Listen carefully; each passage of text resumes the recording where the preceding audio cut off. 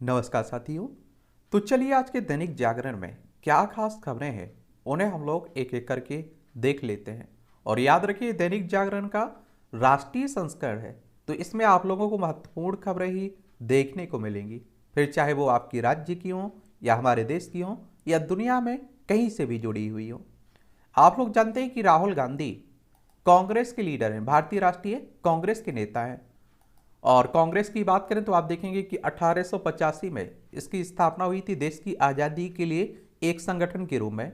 आगे चलकर यही एक राजनीतिक पार्टी बन गई थी। और इसके पहले अध्यक्ष आप देखते हैं कि व्योमेश चंद्र बनर्जी थे, WC बनर्जी। इसके संस्थापक AO ह्यूम थे। और आप देखेंगे कि इन्होंने जो मोदी सरनेम को लेकर कुछ कहा था, इन्होंने 13 अप्रैल 2019 को कर्नाटक में कोलार की चुनावी रैली में राहुल ने कहा था कि सभी चोरों का चाहे वह नीरव मोदी हो, ललित मोदी हो या फिर आप देखिए नरेंद्र मोदी हो, सभी का सरनेम मोदी क्यों होता है। और इसी को लेकर आप देखते हैं कि किसी ने मानहानि का केस दायर किया था और इन्हें 2 साल की सजा हुई थी। और इन्होंने गुजरात हाई कोर्ट में याचिका दायर की थी उस सजा के खिलाफ। उसे आप देखेंगे कि मोदी सरनेम मानहानि मामले में सजा पर रोक लगाने से गुजरात हाई कोर्ट ने इनकार कर दिया है। और उन्होंने कहा है कि राहुल के पास सजा पर रोक का ठोस आधार नहीं है। फिर आप देखिए 15 अप्रैल 2019 को सूरत से भाजपा विधायक पूर्णेश मोदी ने इस टिप्पणी के लिए राहुल गांधी के विरुद्ध आपराधिक मानहानि का मामला दायर किया था। और 7 जुलाई 2019 को राहुल गांधी इस मामले में पहली बार सूरत की मेट्रोपॉलिटन कोर्ट में पेश हुए थे। फिर आप देखते हैं कि 23 मार्च 2023 को सूरत मेट्रोपॉलिटन कोर्ट ने राहुल को दोषी ठहराते हुए 2 साल की यानी कि 2 वर्ष की सजा सुनाई। फिर आप देखिए 24 मार्च 2023 को राहुल गांधी संसद की सदस्यता के अयोग्य घोषित हो गए और केरल में वायनाड के से सांसद थे। फिर आप देखिए 2 अप्रैल 2023 को राहुल गांधी ने मेट्रोपॉलिटन कोर्ट के आदेश को सूरत के सत्र अदालत में चुनौती भी दी जो अभी भी लंबित है। साथ ही 2 सिद्धि पर रोक के लिए याचिका दाखिल की थी। 20 अप्रैल 2023 को सत्र न्यायालय ने राहुल को जमानत दी, लेकिन 2 सिद्धि पर रोक लगाने से इनकार कर दिया। फिर आप देखते हैं कि 25 अप्रैल 2023 को सत्र अदालत के आदेश के विरुद्ध राहुल गांधी ने गुजरात हाई कोर्ट में अपील की थी। और 7 जुलाई 2023 को आप देखिए गुजरात हाई कोर्ट ने राहुल गांधी की अपील खारिज कर दी है। अब आप लोग कहेंगे कि मानहानि होती क्या है, ये काफ़ी चर्चा में होती रहती है ना इसकी बात।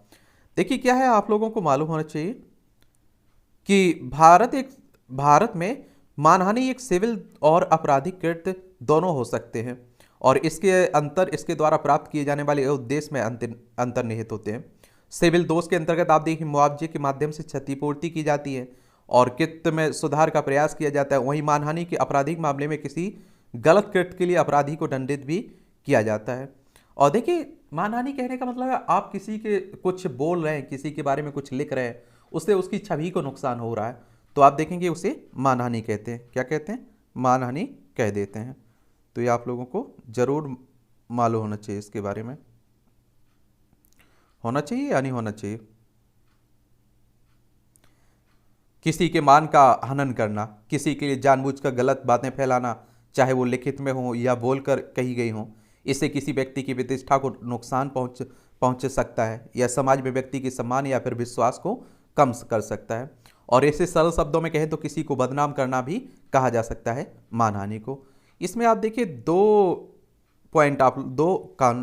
धाराएं आपको याद रखना है। भारतीय दंड संहिता IPC की धारा 500 में मानहानि के लिए साधारण कारावास का प्रावधान है, जिसकी अवधि 2 साल सजा या फिर जुर्माना या फिर दोनों हो सकते हैं। और राहुल गांधी को अधिकतम 2 साल की सजा हुई है।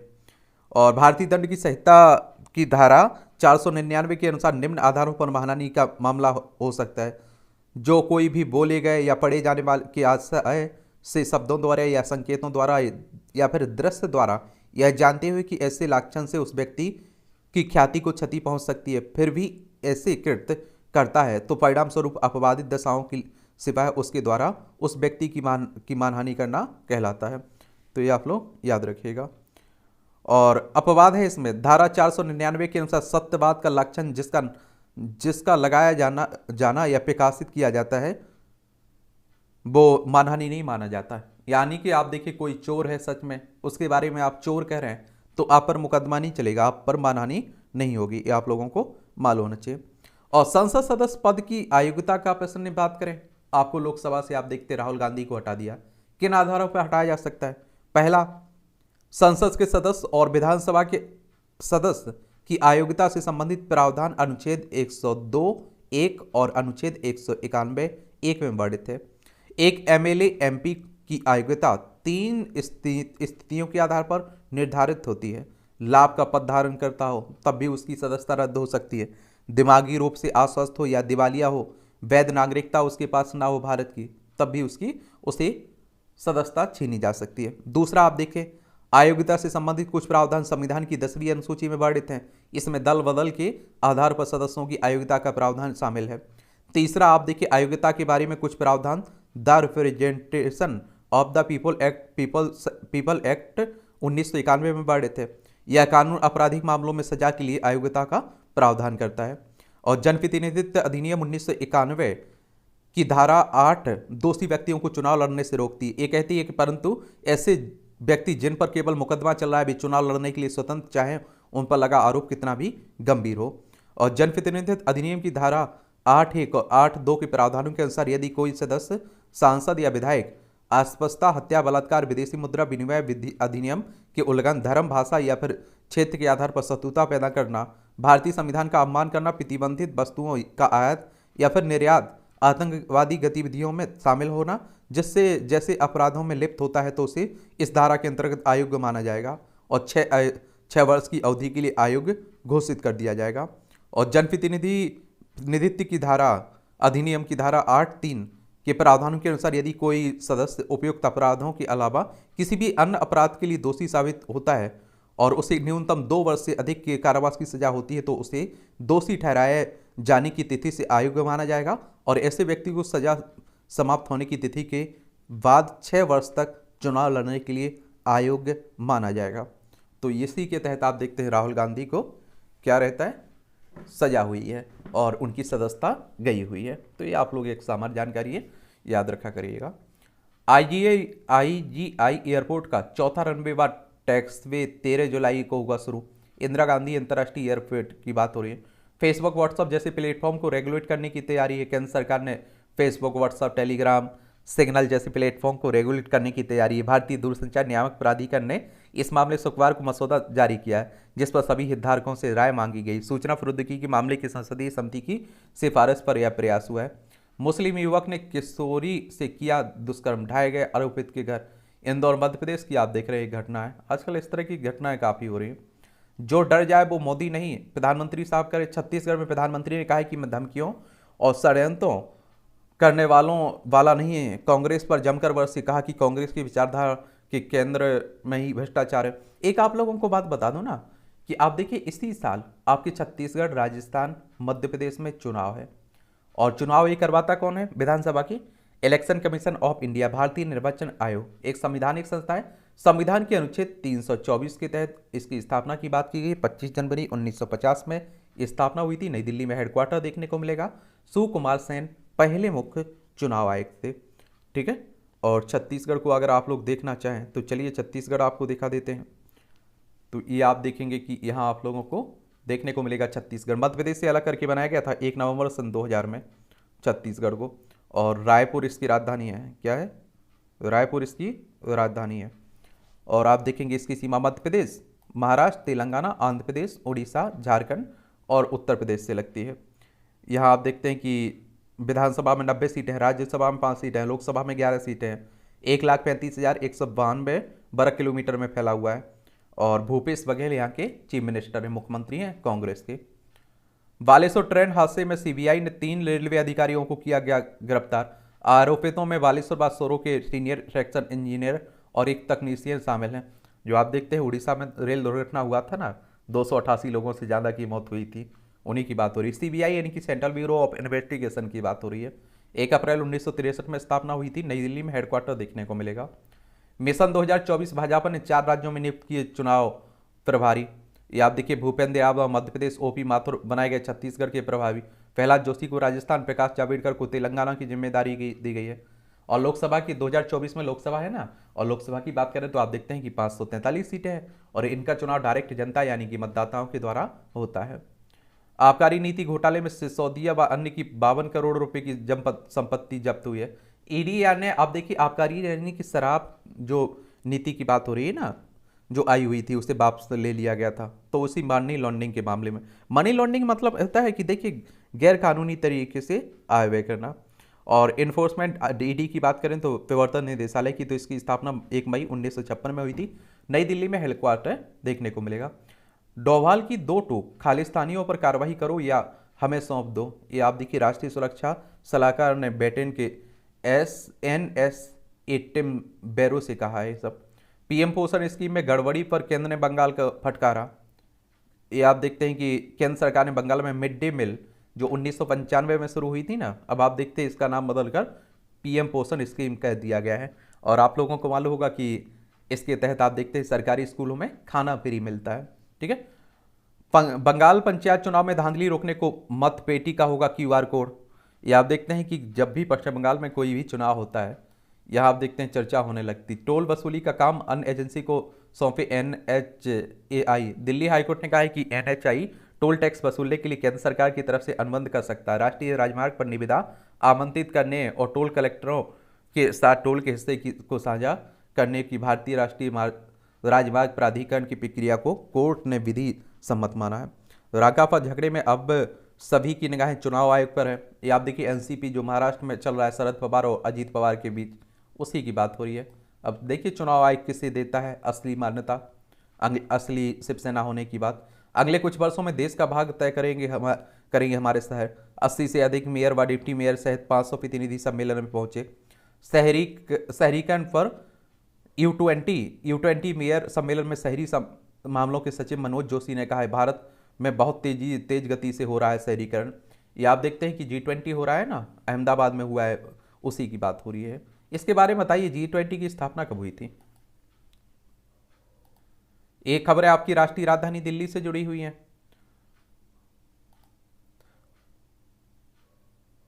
तिरंगे की शान कायम रखने को मौसम विभाग के संपर्क में रहेगा PWD। तेज हवा या तूफान के अलर्ट पर तिरंगे उतार लेने का लिया गया फैसला। हर तिरंगे को 15 दिन में बदलने के साथ इनका रखरखाव भी आवश्यक है। मानसून में तिरंगे को 25 दिन में बदलने की छूट बनाई गई तिरंगा समितियां। चलिए, तिरंगा हमारा सबसे प्यारा। टाइटलर के विरुद्ध पुलिसकर्मियों को भी गवाह बनाएगी CBI। ये आप देखिए सिख विरोधी दंगे हुए थे ना 1984 के, इंदिरा गांधी की हत्या के बाद, उन्हीं की बात हो रही है। ठीक है।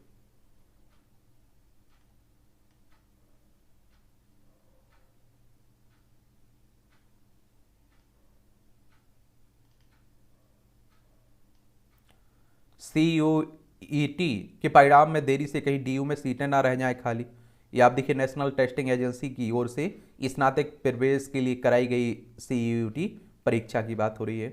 जुलाई के दूसरे सप्ताह में परिणाम जारी होने की संभावना। विश्वविद्यालय को 1 महीने से में पूरी करनी होगी प्रवेश प्रक्रिया। 16 अगस्त से शुरू होना है DU का सत्र। नोटिफिकेशन भी जारी। DU में पिछले वर्ष खाली रह गई थी 7% सीटें।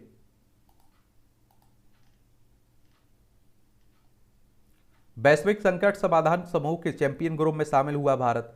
संयुक्त राष्ट्र की महासभा ने पिछले साल मार्च में की थी GCRG की स्थापना, और विदेश मंत्रालय में सचिव संजय वर्मा को GCRG के लिए शेरपा नामित किया गया है। और देखिए GCRG यानी कि वैश्विक संकट समाधान समूह की बात हो रही, और यहाँ संयुक्त राष्ट्र की बात हुई तो आप सभी जानते हैं कि यूनाइटेड नेशंस की बात हो रही है। 24 अक्टूबर 1945 में इसकी स्थापना हुई थी। न्यूयॉर्क में इसका हेडक्वार्टर देखने को मिलेगा। और आप देखते हैं कि संयुक्त राष्ट्र महासचिव गुटरेस ने खाद्य एवं ऊर्जा सुरक्षा चुनौतियों जैसे तत्काल और महत्वपूर्ण वैश्विक मुद्दों के समाधान के लिए पिछले साल मार्च में आप देखिए इसकी स्थापना की थी। ठीक है। सुप्रीम कोर्ट ने बंगाल में 32,000 शिक्षकों को नौकरी समाप्त करने का आदेश दिया है। जो आप देखते हैं पश्चिम बंगाल में शिक्षक भर्ती घोटाला हुआ है ना, उसी को लेकर बात हो रही है। नक्सल इलाकों में भी प्रीकास्ट तकनीक से किया जाएगा सड़कों व पुलों का निर्माण। ये हमारे आप देखते हैं कि कौन कह रहे हैं, नितिन गडकरी साहब कह रहे हैं।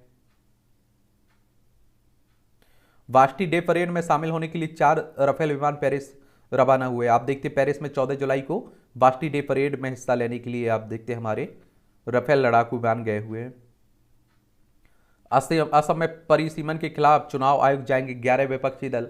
असम के 11 विपक्षी दल के नेताओं ने मल्लिकार्जुन खड़गे से की मुलाकात। कांग्रेस अध्यक्ष ने कहा इस मुद्दे को सभी मंचों पर उठाएंगे। आप देखेंगे सरकार ने की एनसीसी कैडेट के बैंक खाते में वर्दी भत्ते को देने की घोषणा।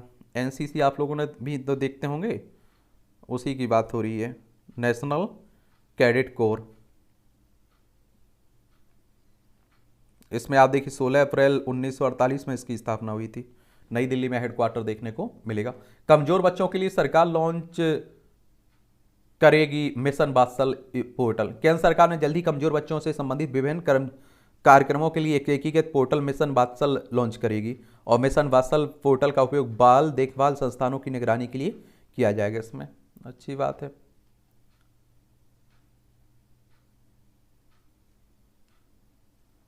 ये सुप्रीम कोर्ट ने पशु बलि रोकने की वाली याचिका खारिज की है। ये आप देखिए पशु क्रूरता निवारण अधिनियम के एक प्रावधान को संवैधानिक वैधता को चुनौती देने वाली याचिका खारिज कर दी है, जो धार्मिक उद्देश्यों के लिए किसी भी जानवर को मारने की अनुमति देता है। और आप देखिए याचिका में तर्क दिया गया कि संविधान के अनुच्छेद 51A को शामिल करने के बाद पशु क्रूरता निवारण अधिनियम 1960 की धारा 28 जारी नहीं रह सकती है, क्योंकि प्रत्येक नागरिक पर जीवित प्राणियों के प्रति दया रखना संवैधानिक दायित्व है। और उसी की देखिए जो आप देखते हैं कि बलि दी जाती है। और इसमें आप देखिए इसमें धर्म के नाम पर पशु बलि रोकने के निर्देश देने की बात की गई है। मुख्य न्यायाधीश DY चंद्रचूड़ और जस्टिस PS नरसिम्हा की पीठ ने कहा कि 2017 के इलाहाबाद हाईकोर्ट के आदेश के खिलाफ अपील दायर करने में 358 दिनों की देरी हुई है, इसलिए देरी के आधार पर विशेष अनुमति याचिका खारिज कर दी गई है। ये आप देखिए राष्ट्रीय राजधानी यानी कि आप देखिए राष्ट्रीय राजनीति की भी बातें हो रही है। बस आप लोग ये चुनाव कहीं हो रहा है, कुछ हो रहा है गड़बड़, तो उनके बारे में याद रखा करिए। नेता क्या बयानबाजी कर रहे हैं उस पर ज़्यादा ध्यान देने की आपको ज़रूरत नहीं होना चाहिए, मुझे लगता है। ठीक है।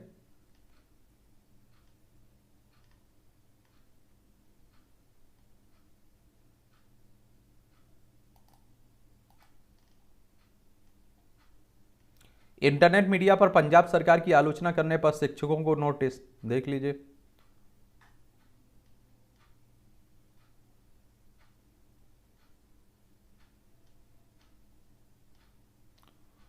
एक ज्ञानवापी प्रकरण के मुकदमों में अब केंद्र सरकार का हुआ प्रवेश। ये आप देखते हैं, ऐसा कहा जाता है कि जो बनारस में आप लोग देखते हैं ना ज्ञानवापी मस्जिद, कहते हैं वो शिव भगवान के मंदिर को तोड़ के बनाई गई थी। एक मां श्रृंगार गौरी का मुकदमा भी वहाँ है, तो उसी पर बातें हो रही हैं। इसके बारे में एक सामान्य जानकारी हम लोगों ने देखी थी, सामान्य ज्ञान के नाम से एक प्लेलिस्ट सूची बनी हुई है, इसमें पूरी कहानी कब क्या हुआ, कैसे हुआ, सब बातें की गई हैं। उत्तराखंड और हिमाचल में कई जगह पर भूस्खलन की घटनाएं हो रही हैं। भूस्खलन का मतलब क्या होता है, ये आप लोगों ने भूगोल में जरूर पढ़ा होगा। भूस्खलन को सामान्य रूप से सैल, मलबा या ढाल से गिरने वाली मिट्टी के बेहद संचलन के रूप में परिभाषित किया जाता है। यह एक प्रकार के बेहद पैमाने पर अपक्षय है, जिससे गुरुत्वाकर्षण के प्रत्यक्ष प्रभाव में मिट्टी और चट्टान समूह खिसक कर ढाल से नीचे गिरते हैं। किससे? ढाल से नीचे गिर जाते हैं। इस सरकारी भूमि पर अतिक्रमण किया तो 10 वर्ष तक की सजा। ये आप देखिए उत्तराखंड में कैबिनेट ने निर्णय लिया है और उत्तराखंड भूमि पर अतिक्रमण अध्यादेश को स्वीकृति दी है। सरकारी भूमि पर अतिक्रमण गैर जमानती व संज्ञेय अपराध घोषित किया गया है। चलिए तो ध्यान से अब आप देखिए किसी की जमीन पर कब्जा करिए सरकारी।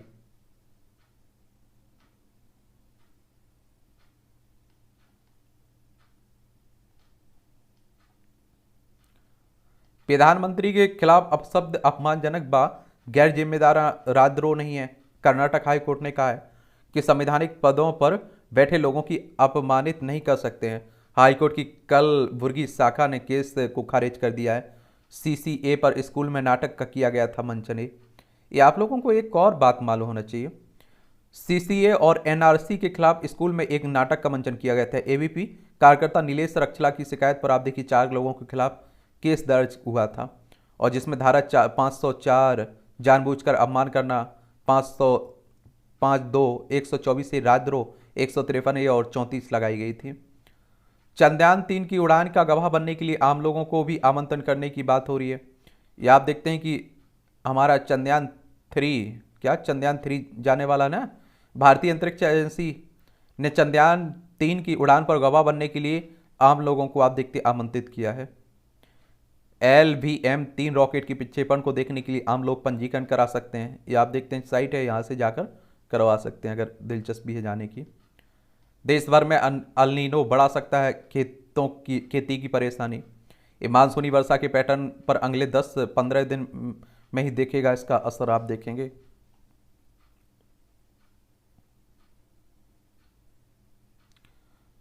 ब्रजभूषण शरण सिंह को 18 जुलाई को कोर्ट में पेश होने का आदेश दिया गया। जो पहलवानों का उत्पीड़न का आरोप लगा था ना, ये आप देखते हैं कि ब्रजभूषण शरण सिंह पर तो उन्हीं की बात हो रही। कुश्ती महासंघ के पूर्व अध्यक्ष हैं, भारतीय जनता पार्टी के सांसद हैं। IT नियमों में फर्जी, झूठे व भ्रामक शब्दों का दायरा बढ़ाए बताएं बॉम्बे हाईकोर्ट। बॉम्बे हाईकोर्ट ने IT नियमों के खिलाफ याचिकाओं पर 13 जुलाई को जारी रखेगा सुनवाई। कोर्ट ने IT नियमों में मिले अधिकारों और FCU की सीमाओं को लेकर भी सवाल उठाए। केंद्र ने कोर्ट से कहा कि 10 जुलाई तक FCU को नहीं करेंगे अधिसूचित। आप देखेंगे, अब आप देखिए टेक्नोलॉजी का जमाना हो रहा है तो उस पर भी ध्यान देने की जरूरत हो रही है।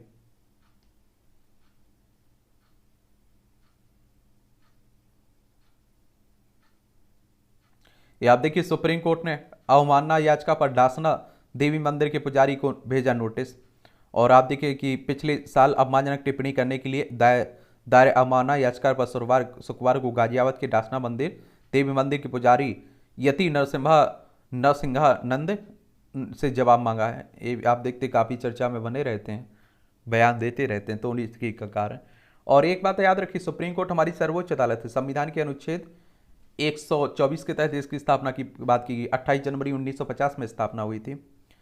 चित्रकार नंबू 3 के निधन पर आप देखिए प्रधानमंत्री साहब ने आप देखिए क्या जताया है, दुख जताया है। या आप देखिए PM ने ट्वीट लिखा कि श्री KM वासुदेवन नंबूधरी, जो उनकी प्रतिष्ठित कलाकृतियों के लिए हमेशा याद किया जाएगा उन्हें।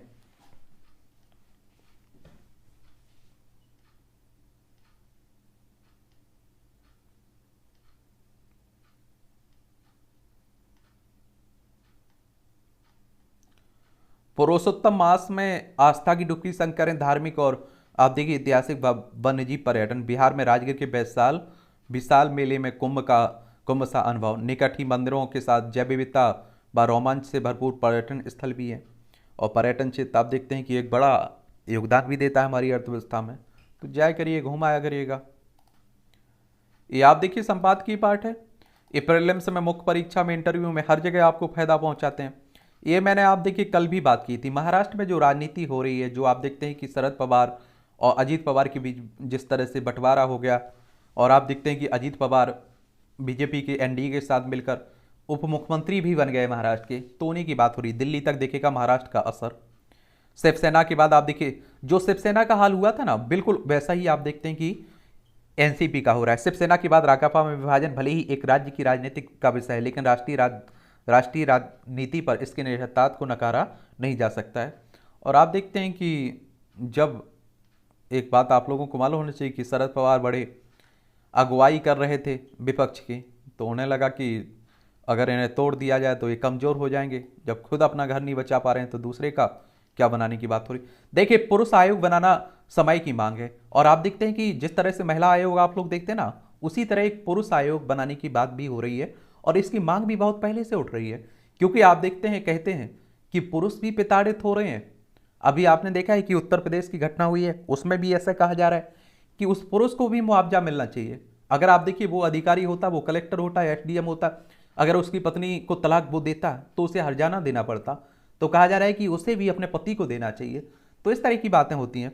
पिछले दिनों सुप्रीम कोर्ट ने पुरुष आयोग गठन करने की वाली याचिका को यह कहते हुए खारिज कर दिया कि इसमें एक तरफा तस्वीर पेश की गई। याचिका में मांग की गई थी कि जो पुरुष पत्नियों द्वारा घरेलू हिंसा से पीड़ित हैं उन्हें न्याय देने के लिए एक विस्तृत दिशा निर्देश जारी और राष्ट्रीय पुरुष आयोग बनाया जाए। इंटरनेट मीडिया पर हमें अक्सर ऐसी खबरें पढ़ने को मिलती हैं कि पत्नियों के हाथों पिटने वाली पत्नियों पतियों के मामले में भारत विश्व में तीसरे स्थान पर है। हालांकि कहा नहीं जा सकता है कि इस तरह की खबरों में कितनी सच्चाई है, लेकिन मैं एक पुरुष को जानती हूं जिन्हें अक्सर उनकी पत्नी पीटती थी, और उसने एक बार तो उनका हाथ तक तोड़ दिया था। पत्नियों द्वारा गाली गलौज एवं मामूली बातों पर दहेज उत्पीड़न और घरेलू हिंसा के कानूनों का सहारा लेकर न केवल पतियों बल्कि उनके परिवार वालों को भी कटघरे में खड़ा करना आम बात हो चली है। हम सब इसे जानते भी हैं, लेकिन आंखें मूंदे रहते हैं, क्योंकि समाज में माना जाता है कि अक्सर हिंसा पुरुष करते हैं, स्त्रियां तो सताई हुई होती हैं और उनका उनका कोई अपराध नहीं होता है। देखा जाए तो आप देखिए, यह अब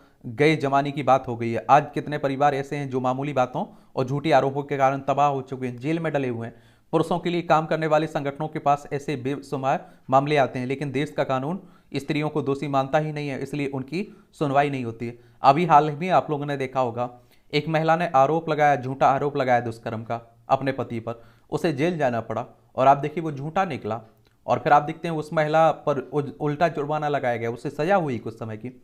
क्या किसी भी समाज में ऐसा कभी संभव है कि 100% पुरुष दोषी हो और 100% स्त्रियां निर्दोष हों? लेकिन जैसे ही ये बात बहस में आती है, बहुत आसानी से महिला विरोधी होने का ठप्पा लगा दिया जाता है। अगर न्याय वाकई सबको सुनता है, सबकी रक्षा करता है, तो आखिर उसे पुरुषों की क्यों नहीं सुननी चाहिए? क्या वे इस देश के नागरिक नहीं है, मतदाता नहीं है? परिवार को चलाने की में यदि माँ की भूमिका होती है, तो पुरुष की भी तो रात दिन मेहनत करते हैं, वे भी तो परिवार की जरूरतों के लिए कोई कसर नहीं रखते हैं। ऐसे में आप देखिए, उन्हें सिर्फ खलनायक की श्रेणी में रखना बेहद अनुचित और निंदनीय है। अपने देश की मुसीबत यही है कि यहाँ कुछ दबाव समूहों के प्रभाव में अक्सर आकर कई बार ऐसे कानून बना दिए जाते हैं जहाँ दूसरे पक्ष की सुनवाई ही नहीं होती है। सुनवाई तो क्या कोई मानने के लिए भी तैयार नहीं होता है कि पुरुषों की भी कोई दिक्कतें होगी, जबकि वे गरीबी, बेरोजगारी, साधनहीनता, आपसी कलह, पारिवारिक विवाद झेलते हैं। ऐसे में वे जाएं तो कहाँ जाएं?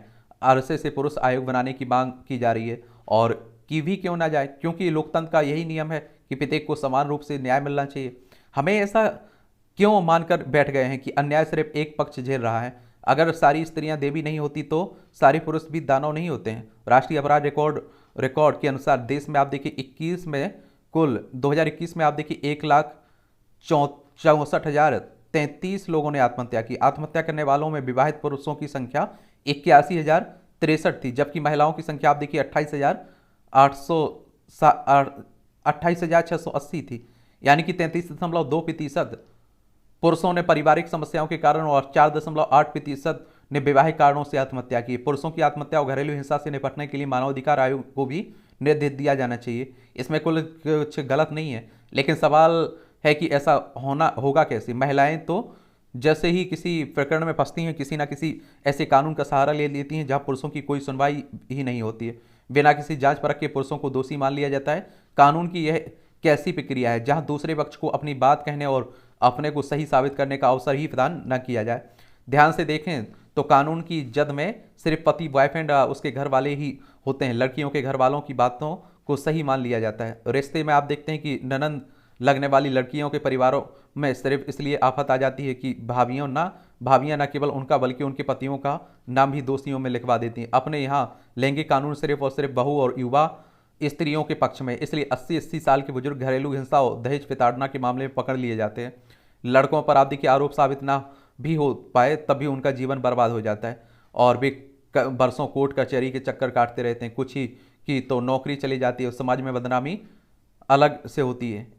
इसी एक पक्षता से निपटने के लिए पुरुष आयोग बनाना बहुत आवश्यक है। वैसे भी जब अपने यहाँ हर एक समस्या के निपटान के लिए आयोग बना दिए जाते हैं तो पुरुषों के लिए ऐसा नहीं किया जा सकता है। इसमें कुछ क्यों नहीं किया जा सकता है? इसमें कुछ गलत भी नहीं है।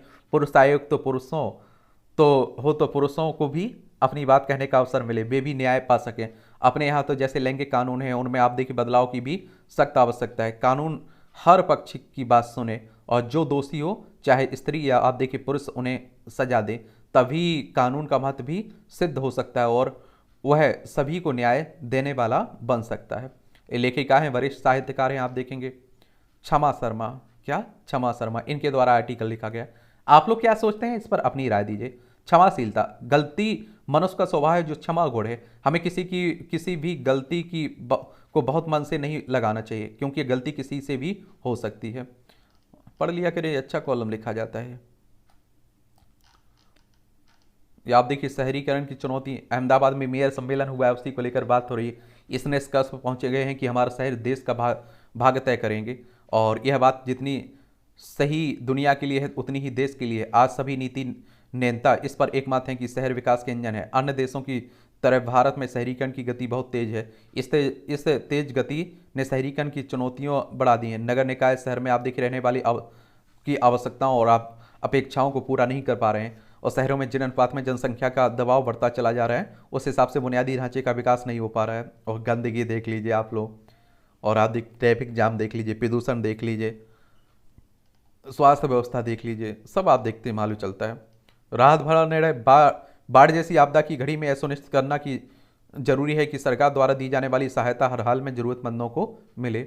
ये आप देखिए बिहार आती रहती है, उत्तर प्रदेश में भारी बाढ़ आती रहती है। गुरुत्वीय तरंगों से ब्रह्मांड की समझ, ये लगभग 2 दशक के अथक प्रयासों के बाद आप देखिए हाल ही में North American nanohertz observatory for gravitational waves NANOGrav के संसूचकों डिटेक्टर्स को विशालकाय ब्लैक होल्स के टक्कर से उत्पन्न हुए बेहद कम आवृत्ति वाली गुरुत्वीय तरंगों को पकड़ने में सफलता मिली है। इससे पहले लीगो और वर्गों ग्रेविटेशनल वेव्स ऑब्जर्वेटरीज द्वारा पकड़ी गई ब्लैक होल्स और न्यूट्रॉन तारों के टक्कर से पैदा हुई तरंगें उस आवृत्ति वाली थी। और एस्ट्रोफिजिकल जर्नल लेटर्स में प्रकाशित एक अध्ययन के अनुसार बीते दिनों खोजी गई तरंगें इतनी ज़्यादा धीमी हैं कि एक तरंग की आवृत्ति पूरी होने में वर्षों या दशकों तक का अंतराल लग जा सकता है। चूंकि पृथ्वी पर किसी भी प्रकार के प्रयोग से इन तरंगों की पहचान नहीं की जा सकती, इसलिए अमेरिका और कनाडा के 190 से अधिक शोधकर्ता वर्षों से नैनो ग्रोव की मदद से अपने चुंबकीय ध्रुवों से रेडियो तरंगों की बीम एक विशेष अंतराल पर उत्सर्जित करने वाले पल्सर तारों के निरीक्षण में जुटे हुए हैं। पल्सर से आप देखिए निकलने वाली रेडियो तरंगों का अंतराल निश्चित होता है। इनके बीच में आप देखते हैं बीच से गुरुत्वीय तरंगों के गुजरने के कारण इनके अंतराल में नैनो सेकंड की देरी होती है। इसी देरी की बदौलत शोधकर्ताओं की टीम ने गुरुत्वीय तरंग पृष्ठभूमि को मापा है। बस 1900 आप देखते हैं कि 95 में अल्बर्ट आइंस्टाइन ने अपने सामान्य अपेक्षिता सिद्धांत में यह पूर्वानुमान लगाया था कि यदि किसी अत्यधिक द्रव्यमान वाले खगोलीय पिंड की गति में त्वरण आता है तो वह अंतरिक्ष में लहरें और हिचकोले पैदा करेगा। तो आप देखते हैं जो उस पिंड से दूर गति करेगा, ये लहरें स्पेस टाइम में वक्रता उत्पन्न करती हैं। इन्हीं लहरों को आज गुरुत्वीय तरंगों के रूप में आप देखते हैं जाना जाता है। इन तरंगों की रफ्तार प्रकाश की गति के बराबर ही होती है और पृथ्वी के सूर्य के गुरुत्वाकर्षण से त्वरित होकर एक साल में सूर्य की एक परिक्रमा पूरा करती है। इस वजह से सूर्य के चारों तरफ की कक्षा में पृथ्वी की गति गुरुत्वीय तरंगें उत्पन्न करती है, परंतु पृथ्वी की यह गति बहुत धीमी होती है। हमारे पृथ्वी का द्रव्यमान भी इतना कम है कि इससे पैदा होने वाली कमजोर गुरुत्वीय तरंगों का अवलोकन करना लगभग असंभव है। पहली बार आप देखिए वर्ष 1974 में 2 खगोल विज्ञानियों J.H. टेलर और R.A. हल्स को परोक्ष रूप से गुरुत्वीय तरंगों को पकड़ने में सफलता हासिल हुई थी। और बहरहाल गुरुत्वीय तरंगों से संबंधित हालिया अवलोकन और उनकी व्याख्याओं को खगोलीय दृष्टि से 2 प्रमुख विशेषताएं बताई जा रही हैं। पहला यह है कि ब्रह्मांड में आप देखिए इस तरह की क्रियाएं होती रहती हैं जिनमें आप देखिए उनकी उत्पत्ति, विस्तार आदि के बारे में जानने की हमें नई संभावनाएं मिलती हैं। इससे आप देखिए ब्लैक होल्स व पल्सर तारों के अंत से लेकर आकाशगंगाओं के विलय तक के रहस्यों से पर्दा उठाने में मदद मिलेगी। चलिए ये भी आप देखते रहिए। शंघाई सहयोग के मंच से भारत का विश्व को संदेश। पिछले 1 दशक के दौरान कई कारणों से भारत के प्रति विश्व का विश्वास बहुत बड़ा है। इसके साथ ही आप देखिए पूरी दुनिया की उम्मीदें भी बढ़ी है, परंतु यह सवाल अभी भी है कि प्रासंगिक है कि शंघाई सहयोग संगठन जो कि विश्व के लगभग 40% लोगों और वैश्विक अर्थव्यवस्था के लगभग 1/3 हिस्से को का प्रतिनिधित्व करता है, उसकी कितनी उम्मीदें की जानी चाहिए। क्या शंघाई सहयोग संगठन एक ऐसे मंच के रूप में अपने दायित्वों का निर्वहन कर पाएगा जो दक्षिण संबंधों को और मजबूत करे। इसे विस्तार से समझना जाना चाहिए। और आप देखते हैं इसकी स्थापना कब हुई थी, आप लोगों को बताना है। SCO की स्थापना, इसका सचिवालय कहाँ है, या एक वैश्विक मंच पर मुखरता से पक्ष रखता भारत। अब आप देखिए भारत की भी बढ़ रही है साख। ये आप देखिए भाव हरा आमंत्रण खरी खरी तंज कसा जाता है। नीतीश आज सहज हो तो राजनीति लेती है करवट। ये आप देखते हैं कि सभी जानते हैं बिहार के मुख्यमंत्री हैं। अवसर की लागत का अध्ययन, ये आप देखते हैं कि भारत में कार्यपालिका, विधायिका और न्यायपालिका के बीच शक्तियों का विभाजन स्पष्ट होने से कोई भी संवैधानिक संस्था दूसरे पर हावी होने में सक्षम नहीं, लिहाजा संतुलन बना रहता है। तो उसी को लेकर बात हो रही है। आप देखेंगे किस आर्टिकल में इनकी पृथक्करण की बात की गई है। ग्रीन हाइड्रोजन के लिए विदेशी एजेंसियों ने खोला खजाना, भारत में 28 अरब डॉलर का निवेश करेंगी एडीबी और आप देखिए यूरोपीय इन्वेस्टमेंट बैंक और विश्व बैंक। ये 50 लाख टन ग्रीन हाइड्रोजन बनाने का लक्ष्य रखा भारत ने वर्ष 2030 तक, लगातार बढ़ रहा है। तो ये सब आप देखेंगे 19,744 करोड़ रुपए की सब्सिडी का प्रावधान भी हो रहा है। दुनिया में 2030 तक होगी 20 टन सालाना ग्रीन हाइड्रोजन की मांग और 2025 तक पूरे देश में उपलब्ध होगा एथेनॉल मिश्रित पेट्रोल। आप देखेंगे एडीबी की बात अगर हम लोग बात करें एशियन डेवलपमेंट बैंक की, तो इसकी स्थापना आप देखते हैं कब हुई थी, 19 दिसंबर 1966 में हुई थी। और फिलीपींस में आप देखते हैं कि इसका हेडक्वार्टर देखने को मिलेगा। यूरोपीय बैंक,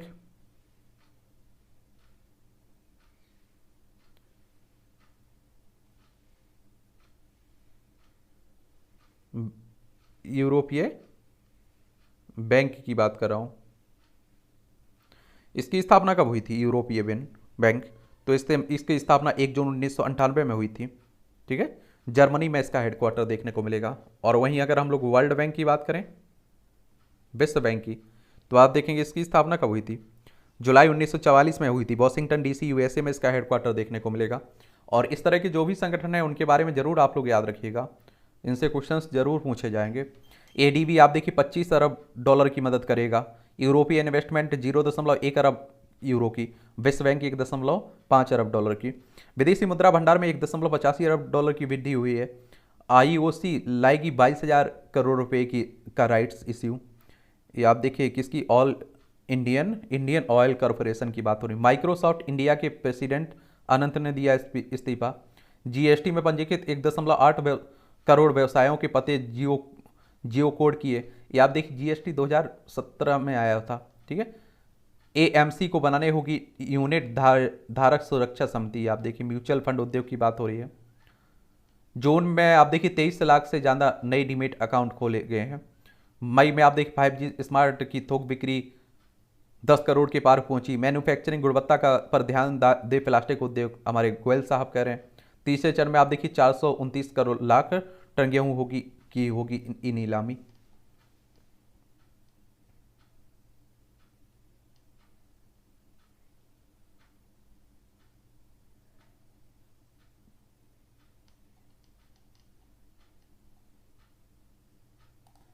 ये आपकी अंतर्राष्ट्रीय खबरें हैं। जयशंकर का चीन पर निशाना, कहा दोहन करने वाली आर्थिकी नहीं है भारत। लो अब देखते हैं कि तंजानिया के दार अल सलाम में चीन पर निशाना साधते हुए हमारे विदेश मंत्री साहब ने ये सब कहा है। दिल्ली में गोपनीय रूप से राग के पूर्व प्रमुख से मिले प्रचंड ओली। ये नेपाल के पूर्व प्रधानमंत्री केपी शर्मा ओली ने। इमरान ने तोसा खाने मामले में हाईकोर्ट के आदेश को सुप्रीम कोर्ट में आप देखिए चुनौती दी है। तोसा खाना का मामला क्या होता है कि यहाँ के जो नेता होते हैं ना, आप देखिए राष्ट्रपति हो, प्रधानमंत्री हो, या आप देखते हैं किसी दूसरे यात्रा में जाते हैं, उन्हें कोई गिफ्ट मिलता है, कोई उपहार मिलता है, तो यहाँ रख दिया जाता है। तो उसी से आप देखते हैं कि धोखाधड़ी करने का आरोप लग रहा है इन पर, इमरान पर। 2 लाख से ज़्यादा अप्रयुक्त ग्रीन कार्ड वापस लेने की सिफारिश मंजूर। कार्ड का इंतजार कर रहे हजारों भारतीयों का हो सकता है लाभ इससे। अमेरिका आप देखते हैं जाते हैं ना लोग काम करने के लिए, तो उन्हीं की बात हो रही है। नाटो में शामिल करने की मांग को लेकर निकले जेलेंस्की। ये आप देखिए नाटो की अगर हम लोग बात करें तो इसके कारण भी, इसे भी आप देखते हैं कि जो बर्बादी हो रही है ना यूक्रेन की, कहते हैं कि इस ये भी शामिल। 4 अप्रैल 1949 को इसकी स्थापना हुई थी। बेल्जियम में इसका हेडक्वार्टर देखने को मिलेगा नाटो का। इसका पूरा नाम है the North Atlantic Treaty Organization. ठीक है, पाकिस्तान के सुप्रीम कोर्ट को मिली दूसरी महिला जज।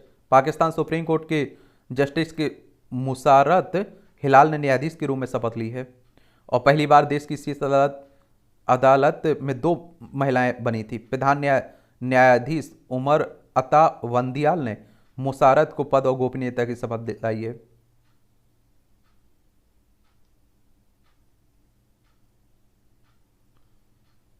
मानवीय गुणों वाले रोबोट ने कहा किसी से रोजगार नहीं छीनेंगे।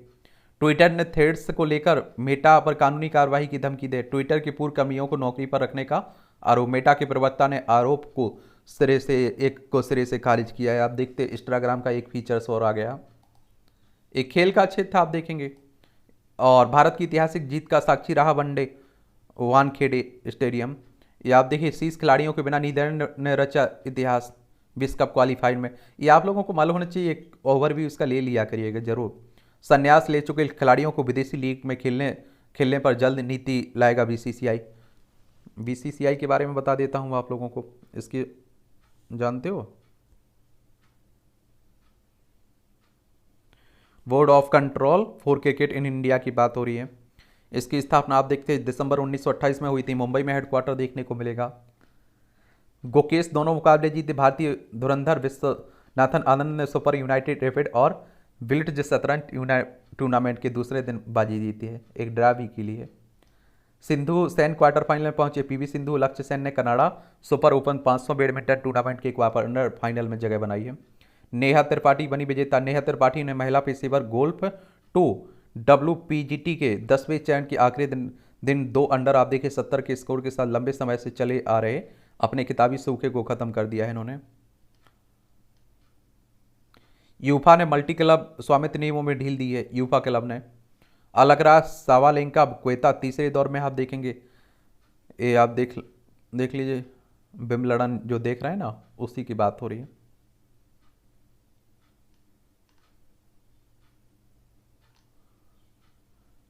बांग्लादेश के वनडे कप्तान तमीम इकबाल ने प्रधानमंत्री शेख हसीना के कहने पर आप देखिए अंतर्राष्ट्रीय क्रिकेट से संन्यास लेने का निर्णय वापस ले लिया है।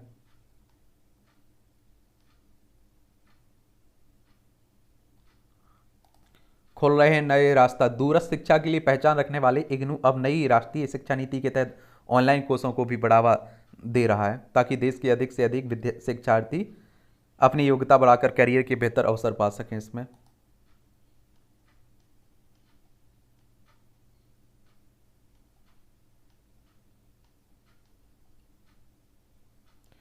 ये आप देखिए, महिला ने लगाया था वादा कर शादी नहीं करने का आरोप। आप देखते हैं दुष्कर्म नहीं माना जाएगा दोस्ताना शारीरिक संबंध, ये हाईकोर्ट कह रहा है। इस तरह की बहुत सारे मामले आ रहे हैं, ध्यान रखा करिए थोड़ा।